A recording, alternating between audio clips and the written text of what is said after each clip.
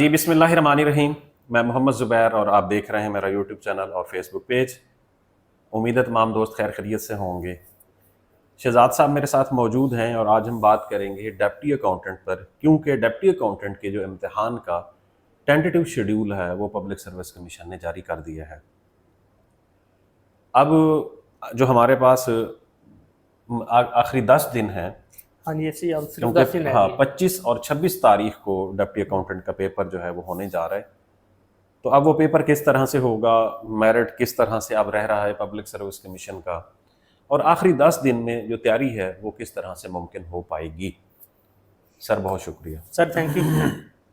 Sir अगर हम थोड़ा सा इसको ना बैक एंड पे जाके देखें या इसका पर्सपेक्टिव देखें तो ये जॉब ऐड आने से पहले हमने इस पर बात करना शुरू कर दी थी। और इवन के जहाँ तक मुझे याद है कि शायद आपने इसका सेशन भी ना लोगों को पढ़ाना इसके लिए पहले शुरू कर दिया था ऐड आने से पहले। तो यकीनी तौर पे अच्छा खासा टाइम मिल गया लोगों को तैयारी के लिए, अगर हम उस तरह से देखें तो, क्योंकि हमने ऐड आने से पहले बता दिया, ऐड आया। हमारी बात कौन मानता है? हाँ, ऐसे ही है। अब सही कह रहे हैं। करूंगा क्या जो मोहब्बत में हो गया नाकाम।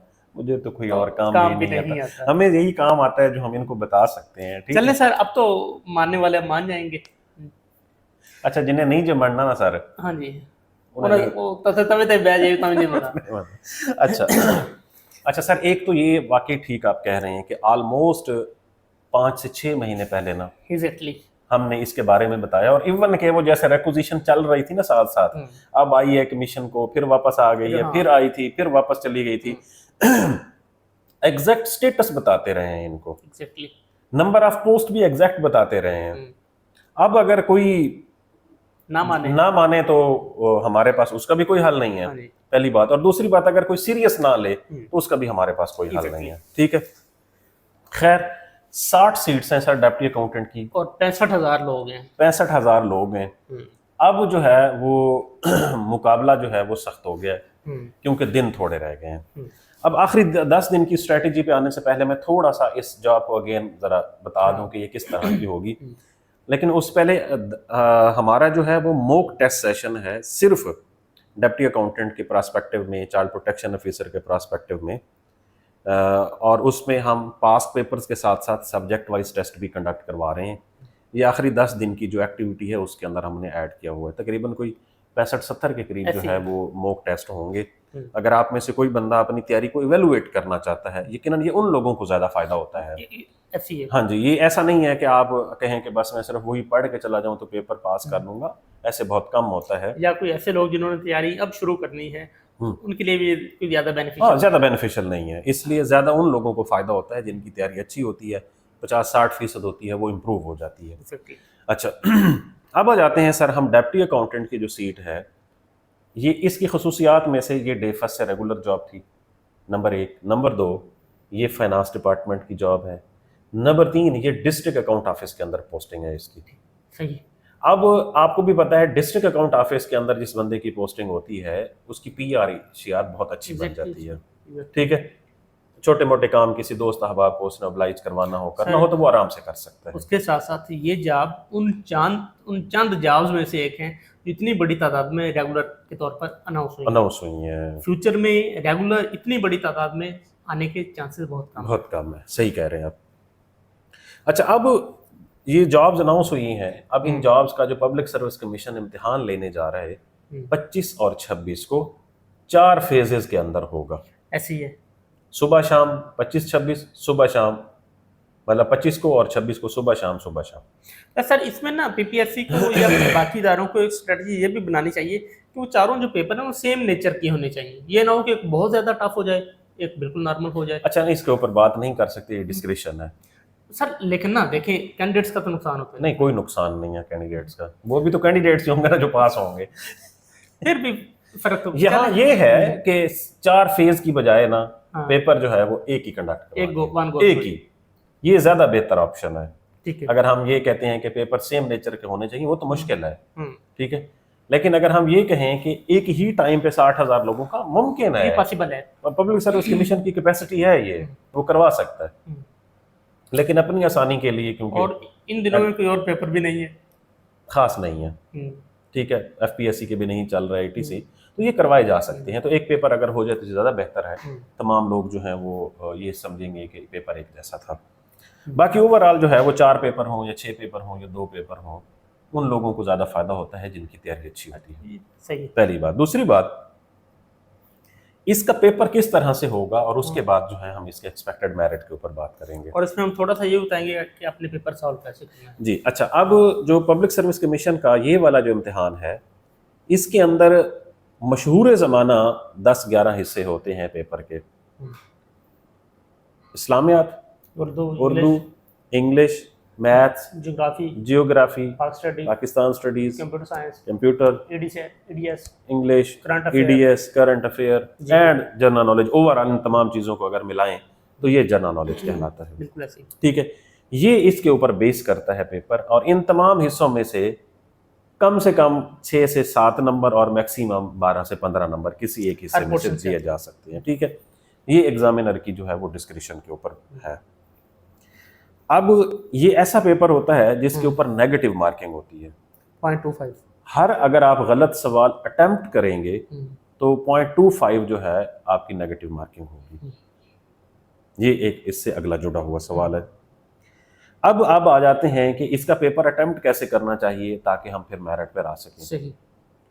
सर, जब कभी भी कहीं पर नेगेटिव मार्किंग अप्लाइड होती है ना, तो फिर हमें पेपर में बहुत कॉन्शियस होना पड़ता है, टेक्निकली उसको डील करना होगा। जी। पेपर के अंदर 3 सवालात होंगे 3 तर्ज के। वो क्वेश्चंस जो कैंडिडेट को 100% आते होंगे, वो सवालात जो 100% नहीं आते होंगे। हाँ जी। बाकी जो बात जाएगी तीसरी कैटेगरी, वो है डाउटफुल। ये भी हो सकता है, ये भी हो सकता है, 50-50 वाले।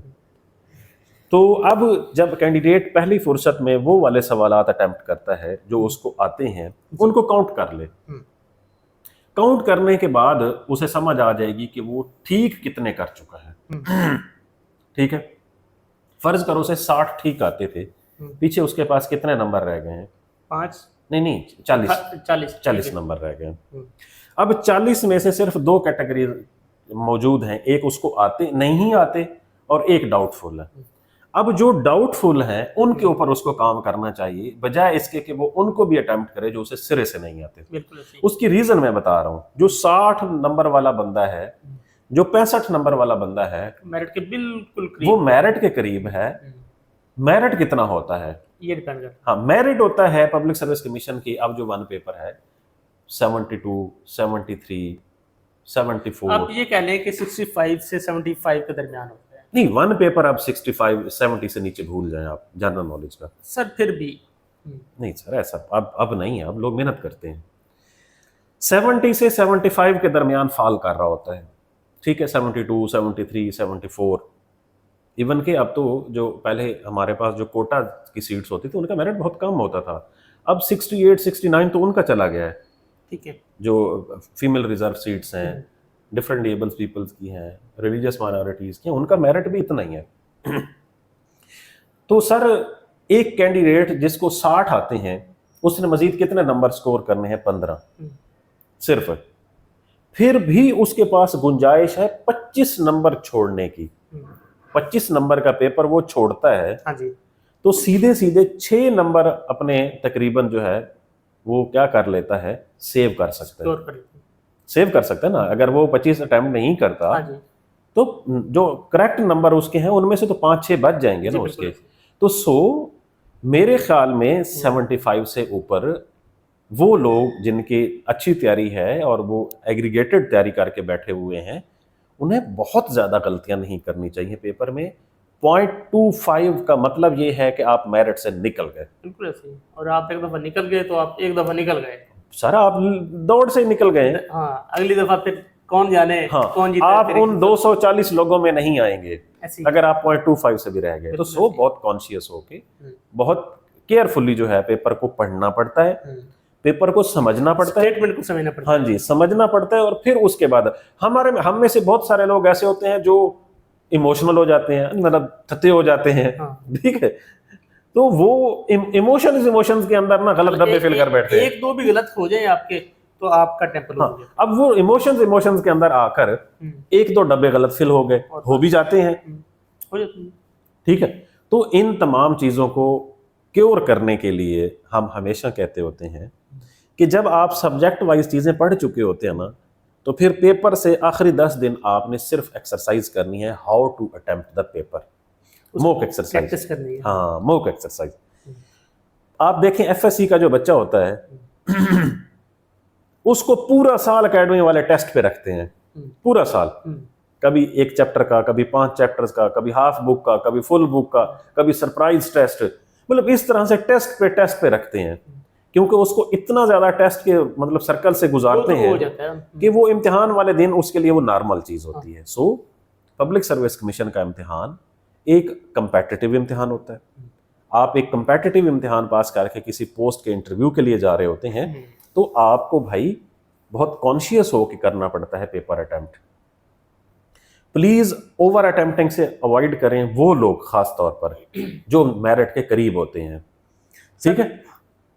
हाँ, अभी इसी आपकी जो पहली बात थी उसी से जुड़ी बात, जब आप मॉक एक्सरसाइज करते हैं ना जी, तो आप टाइम को भी मैनेज कर पाते हैं। देखो पेपर के अंदर मल्टीपल चीजें हैं ना, टाइम मैनेजमेंट सबसे पहला, प्रेशर हैंडलिंग, ठीक है, और ये एक्सपेक्ट करना कि मेरिट कितना जाएगा।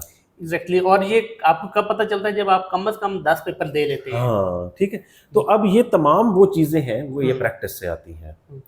अब इतनी अच्छी पोस्ट अभी नहीं आने वाली, जैसा कि आपने अभी कहा है, रेगुलर बेसिस पर। तो अब जो आखिरी 10 दिन रह गए हैं, ये गनीमत समझें। इन 10 दिनों के अंदर और कुछ भी ना करें, कुछ भी ना करें, एटलीस्ट 2020 से 2026 के जो पास पेपर्स हैं उनको रिवाइज कर लिया जाए। उनको अगर अच्छी तरह रिवाइज कर लें तो भी इनके 30-40 नंबर आराम से उसमें से आ जाएंगे। यही तो कह रहा हूं ना।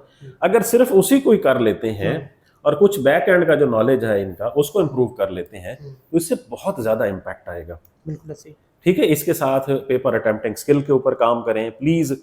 हाँ, अगर एक बंदा ऐसा है जिसके नंबर 50 आ रहे हैं, जिसके नंबर 55 आ रहे हैं, वो तो मेरिट में नहीं आता, फिर उसे क्या करना चाहिए? उसे कोशिश करनी चाहिए कि वो पेपर को फिर एक्सेलरेट करे, ठीक है, पेपर में फिर क्वेश्चन ज्यादा अटेम्प्ट करे, ताकि नेक्स्ट टाइम के लिए, क्योंकि 50 वाला बंदा 55 वाला बंदा तो भूल जाए ना 60 वाला बंदा कि उसका मेरिट में ना आ रहा है, ठीक है, नहीं आ रहा, तो फिर उसको थोड़ा सा पेपर एक्सेलरेट करना चाहिए, ज्यादा टाइम कंज्यूम करना चाहिए उन क्वेश्चंस के ऊपर जो उसको नहीं आते या डाउटफुल है। तो जब आप डिस्क्रिप्टिव पढ़ चुके होते हैं ना सर, डिस्क्रिप्टिव, उसमें ये फायदा होता है कि पेपर के अंदर जो तुक्का होता है, डार्ट कनेक्टिविटी में आपको, आपको मदद करती है। फर्ज करो कोई हिस्टोरिकल इवेंट्स हैं, आपने क्रोनोलॉजिकल ऑर्डर के थ्रू हिस्ट्री पढ़ी हुई है, तो डेफिनेटली आपको पता होगा कि अगर 2007 में एक इवेंट हुआ है तो 2013 में ये इवेंट हुआ है, तो इनके दरमियान जो मैंने पढ़ा हुआ है तो मुझे नहीं लगता इनके दरमियान को हुआ है। इसका मतलब है और या किसी ऐसी पर्सनैलिटी जिसका टेन्योर 2005 से 2010 का है और उसका जिक्र आ रहा है 2020 के वाकये में, तो उसको आपको। अच्छा, अगली बात जो है, हमारा एग्जामिनर ना पेपर के क्वेश्चन के अंदर ऑप्शंस में क्लू भी छोड़ जाता है। मैंने अक्सर देखा सर एक ऑप्शन ऐसा होता है जो बिल्कुल फारग होता है, एक तो वैसे नाफदीज हो गया, हाँ, पीछे रह गए 2 ऑप्शन। हाँ जी। अच्छा, 2 के बारे में मैं आपको बता दूं, मैंने अक्सर सवालों के ऊपर गौर किया है। अब तो खैर मतलब बाबा पीपीएससी हो गया, मुद्दत हुई है, अच्छा, उसको देखे हुए, मतलब पब्लिक सर्विस कमीशन के पेपर को। तो एक चीज मैंने देखी है, एग्जामिनर उसके अंदर क्लू छोड़ जाता है। उसकी रीजन अक्सर सवालात में होता है। उसकी रीजन ऐसे होती है कि अगर उसने कोई नॉवल, किसी का नॉवल पूछा है ना, तो नीचे किसी एक पोएट का नाम होगा, किसी एक मतलब तारीखदान का नाम होगा, हाँ, किसी एक तारीखदान का नाम होगा, किसी एक जो है वो नाम होगा नावल निगार का, और एक नाफदीज होगा, ठीक है। तो अगर हम उसको भी थोड़ा सा टेक्निकल तरीके से देखें ना, तो हमें उसी में से ही मिल जाता है क्लू। बट ये टेक्निक्स आपको आती हैं डिस्क्रिप्टिव स्टडीज और पेपर एक्सपीरियंस, यकीनन ये सारी चीजें उससे आती हैं। बट आखिरी 10 दिनों को आप लोग जो है वो बेहतर तरीके से गुजार लें अगर, और पेपर वाला दिन आप अच्छे तरीके से मैनेज कर लें, पेपर प्रेशर को हैंडल कर लें, पेपर जरूर दें। खुदा के लिए तैयारी है या नहीं है, पेपर देने के लिए जाएं।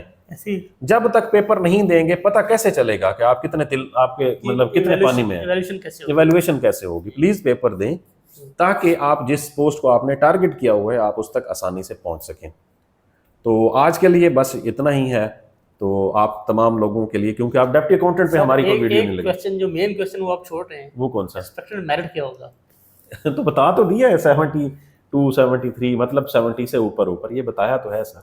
ओके, एग्जैक्ट तो अब किसी को भी नहीं मालूम होता ना। हाँ, क्योंकि सर इसमें जैसे अब इम्तिहान की एग्जैक्ट डेट हमें मालूम नहीं थी, ठीक है, मतलब प्रपोजल था जो हमने बताया है कुछ कि चीजें पीपीएससी की डिस्क्रिप्शन भी तो है ना।